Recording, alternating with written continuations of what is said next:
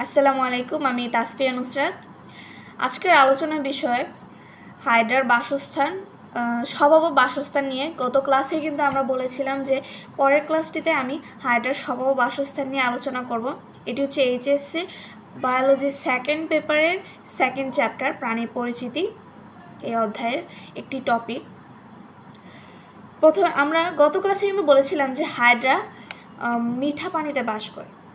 পুকুর, হ্রদ, খাল, বিল, পুকুর, হ্রদ, ঝর্ণা এগুলোর পানিগুলো কিন্তু মিঠা পানি, এবং এই পানিগুলোতেই কিন্তু হাইড্রাকে বেশি দেখা যায়। হাইড্রা স্থির, শীতল এবং পরিষ্কার পানিতে বেশি দেখা যায় হাইড্রাকে। ঘোলা, অপরিষ্কার, চলমান এরকম পানিতে হাইড্রাকে খুব একটা বেশি দেখা যায় না। হাইড্রা হচ্ছে মুক্তজীবী। হাইড্রা স্বাধীন একটা প্রাণী, সে নিজের মতো করে বসবাস করে অন্যের দেহে, বা সে পরজীবী নয়, সে মুক্তজীবী। হাইড্রা কর্ষিকা দিয়ে খাদ্য শিকার করে। আমরা দেখব যখন হাইড্রা ক্ষুধার্ত অবস্থায় কোনো জলজ বস্তুর সাথে পাদচাকতির মাধ্যমে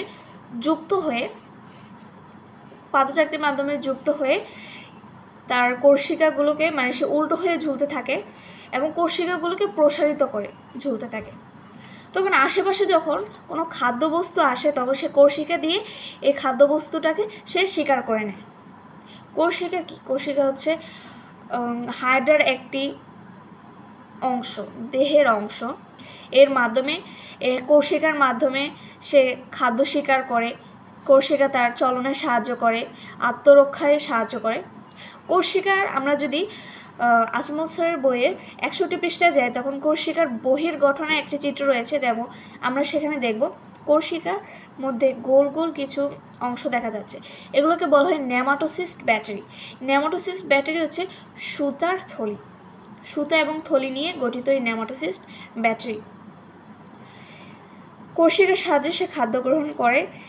আমরা গত ক্লাসে কিন্তু বলেছিলাম যে হাইড্রার শোষণ এবং রেচনতন্ত্র নেই, যার ফলে সে দেহ প্রাচীরের মাধ্যমে ব্যাপন প্রক্রিয়ায় শোষণ এবং রেচন প্রক্রিয়া সম্পন্ন করে এবং চলাফেরায় সাহায্য করে দেহের সংকোচন ও প্রসারণ কর্ষিকার সাহায্য করে। আচ্ছা, এটুকুই ছিল হাইড্রার। আমরা যদি বইয়ে দেখি যে বইয়ে আমাদের এতটুকু নিয়ে আলোচনা করা হয়েছে, হাইড্রার স্বভাব বাসস্থান নিয়ে এই সামান্যটুকু নিয়ে আলোচনা করেছে, এবং আমি মেইন পয়েন্টগুলো তোমাদের বলে দিয়েছি। তোমরা যদি এটা লেকচারটা ভালো করে শোনো এবং সেটা যদি নোট করো তাহলে তোমাদের এই স্বভাব বাসস্থান ক্লিয়ার হয়ে যাবে। আজকের মধ্যে এখানেই।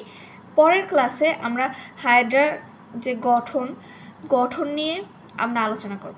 আজকের মতো এখানেই বিদায় নিচ্ছি। আসসালামু আলাইকুম।